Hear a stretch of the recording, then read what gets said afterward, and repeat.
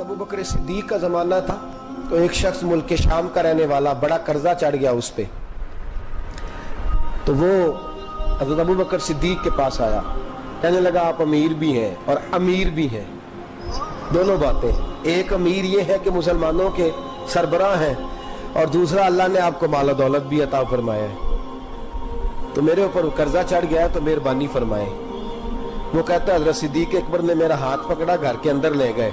बाहर से दरवाजा बड़ा आला था लेकिन घर के अंदर गया तो चारपाई भी कोई नहीं थी, खजूर की चटाइयां बिछी हुई थी, खजूर की छाल की, और वो भी फटी हुई।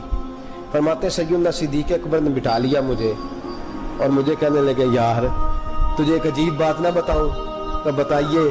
फरमाने लगे 3 दिन हो गए मैंने अनाज का दाना भी नहीं खाया, खजूर के ऊपर गुजारा कर लेता हूं, मैं आजकल हालात मेरे ठीक नहीं है। लगा जी फिर मैं क्या करूं? तो आप फरमाने लगे तो उस्मान गनी के पास जा। किसके पास? शख्स कहने लगा जी मुझे तो बहुत सारे पैसे चाहिए। तो आपने फरमाया तेरी सोच वहां खत्म होती है जहां से उस्मान की सखावत शुरू होती है। तेरी सोच वहां तू जो सोचता है ना इतने मिलेंगे, तेरी खत्म होती है सोच जहां से उस्मान की सखावत शुरू होती है। तू जा। कहने लगा जी आपका नाम लूं? फरमाया जरूरत ही नहीं पड़ेगी। कहा जी मैं जिक्र करूंगा कि मुझे अमीरुल मोमिनीन ने भेजा। फरमाया जरूरत है, सिर्फ इतना तू जाके बताना कि मैं मकरूज हूं और रसूलुल्लाह का नौकर हूं सल्लल्लाहु अलैहि, इतना बताना कि मुसलमान हूं, मुस्तफा का गुलाम, बस, और किसी इजाफे की जरूरत। कहा जी वो दलील मांगेंगे। फरमाया उस्मान खैरात करते तफ्तीशें नहीं करता, उस्मान अल्लाह की राह में देते हुए तफ्तीशें 10 रुपए देना और 100 बात सुनाना फकीर को, तुक तो नहीं ना, 10 रुपए और 100 किस्म के ताने ना दे तुम मियां, चशम पोशी कर जा। तुझे किसने इजाजत दी टटोलने की, फोलने की और क्रोधने की? ये हाल अगर तेरे साथ किया जाए, रब अगर तुझे टटोल के दे तो तेरा क्या बने? रब करीम अगर तुझे टटोल के दे के पहले बता नमाजें कितनी पड़ी है, सवेरे उठता है कि नहीं, तो तेरा क्या हाल होगा? तू टटोलता फिरता है 10 रुपए देने के लिए।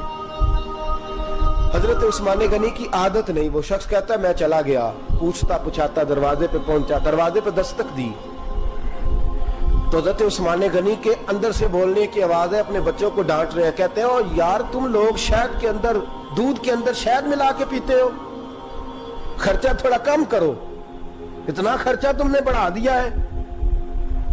तुम दूध के अंदर दूध भी मीठा, शहद भी मीठा, एक चीज खा लो को बीमार हो, 2-2 चीजें इस्तेमाल करते हो।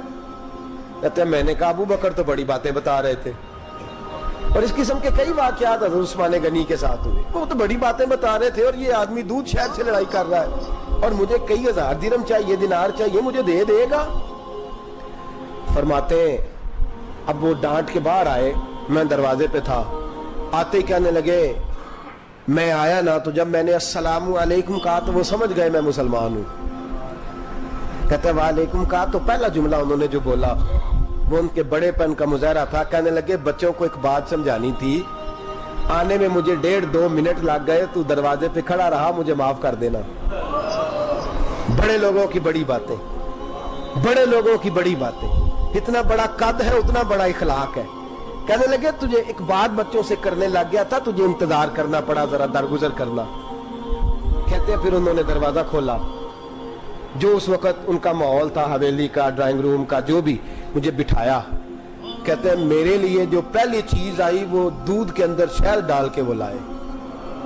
कहते हैं मेरे दिल में ख्याल आया घर में झगड़ा कर रहे थे, मुझे पिलाया, उसके बाद खजूरों का हलवा आ गया। कहते हैं मैंने कहा बच्चों को कह रहे थे एक मीठी चीज इस्तेमाल करो, मेरे लिए 3-3 आ गई है, 3-3 आ गई। अजीब शख्स है। कहते हैं मैं, लेकिन अभी मेरा तसव्वुर जमा नहीं। मैंने कहा इतना तगड़ा नहीं जितना हज़रत अबू बकर ने बताया है। कहते हैं खिला पिला के ना फिर पूछने लगे कैसे आए हो, कैसे आए हो? तो कहते हैं मैंने कहा कि जनाब मैं मजबूर हूं। आज बहुत सारे लोग हैं ना जिनके पास किसी की बात सुनने का टाइम ही नहीं। कहते मोटी मोटी बात करें, आखिरी आखिरी। हजरत उस्मान गनी पूरी खिला पिला के कहने लगे कैसे आना हुआ? कहते मैंने कहा जी मैं मुसलमान हूं, मुल्क के शाम के मुज़ाफात के एक गांव का रहने वाला हूं, कुछ कारोबारी मुश्किलात आई तो मैं मकरूज हो गया, میرے اوپر قرضہ ہے, مجھے کچھ پیسوں کی حاجت ہے. فرمانے لگے میں نے کچھ پیسے کہا, انہوں نے ایک آواز دی تو ان کا غلام آیا ایک اونٹ کے اوپر لدا ہوا سامان لے کے. کس کے اوپر؟ اونٹ کے اوپر. کہتا ہے مجھے 3000 اشرفیوں کی ضرورت تھی, میں نے بتایا نہیں 3000 چاہیے. اونٹ آیا تو حضرت عثمان غنی کہنے لگے اس اونٹ پر تیرے لیے, تیرے گھر والوں کے لیے میں نے کپڑے بھی رکھوا دیے, کھانا بھی رکھوا دیا اور 6000 اشرفیاں بھی رکھوا دیے. تو پیدل آیا ہے تو اب اونٹ لے کے جا. کہتے میں نے کہا حضور اونٹ واپس کون کرنے آئے گا؟ کہنے لگے واپس کرنے کے لیے دیا ہی نہیں تو تحفہ ہے, تو لے جا. کہتے ہیں میں کہاں سے چلا تھا ڈھونڈتا اور مدینے میں آیا, اور جب مدینے میں آیا تو پھر اللہ نے جھولی بھر کے عطا فرمایا. کہتے ہیں میری آنکھوں میں آنسو آ گئے اور میں نے کہا حضور آپ نے تو میری ضرورت سے کہیں بڑھ کے نواز دیا ہے, مجھے معاف کیجئے گا. میں سوچ رہا تھا کہ دودھ شاید پہ گھر میں لڑائی ہو رہی ہے. آپ فرمانے لگے رب نے جو مجھے پیسے دیے ہیں اس لیے نہیں دیے کہ میری اولادیں موج مستی کرتی پھرے, میرے مالک نے مجھے نوازا ہے تاکہ میں محمد عربی کی امت کی نوکری کروں صلی اللہ علیہ. یہ سخاوت کا حال. فرماتے میں نے نہیں بتایا کہ مجھے سیدنا صدیق اکبر نے بھیجا ہے. فرماتے میں دروازے تک گیا تو میں نے کہا شکریہ, جزاک اللہ, آپ کی مہربانی. تو مسکرا کے فرمانے لگے میرا شکریہ ادا نہ کر, ابو بکر صدیق کا کر. میرا نہ شکریہ ادا کر, شکریہ ابو بکر صدیق کا جس نے تجھے یہ رستہ دکھایا ہے. فرماتے میں نے کہا حضور آپ فرمایا جاؤ جاؤ جاؤ تمہارا کام ہو گیا نا, تفصیلات میں نہ جاؤ. یہ شان سخاوت سیدنا عثمان غنی رضی اللہ تعالیٰ عنہ کی